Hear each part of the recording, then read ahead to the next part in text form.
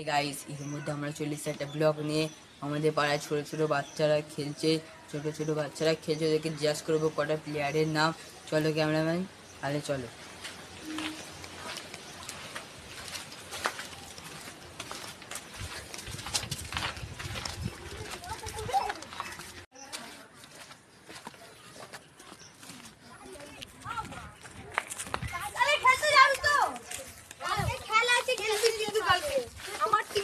Football খেলো? বড় হয়ে কি হতে চাও? Cristiano Ronaldo. তুমি তাহলে কি হতে চাও?